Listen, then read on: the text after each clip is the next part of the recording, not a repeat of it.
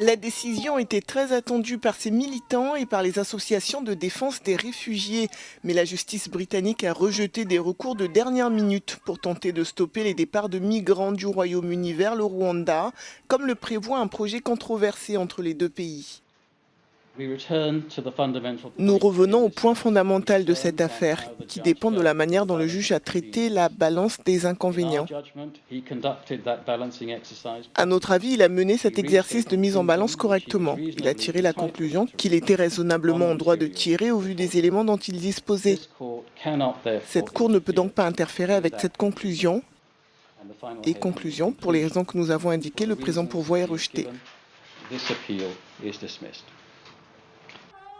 Après ce premier revers, les opposants à ce projet n'entendent pas baisser les bras et comptent poursuivre leur contestation en justice. En attendant, un vol spécialement affrété avec à son bord des clandestins doit décoller de Londres et atterrir ce mercredi à Kigali. Nous sommes ici pour nous opposer à cette décision. Nous demandons à Priti Patel, au ministère de l'Intérieur, d'abandonner l'affaire. Nous ne nous tairons pas, car cela va à l'encontre de nos droits humains. Pour le Rwanda, c'est essentiellement de l'ancien colonialisme, mais à l'envers.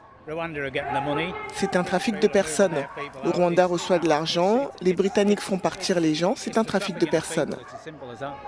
Les multiples contestations en justice ont toutefois eu pour effet de réduire l'ampleur du projet. Le premier vol risque de décoller quasi vide. Au moins 23 personnes sur 31 ont ainsi vu leur billet vers le Rwanda annulé.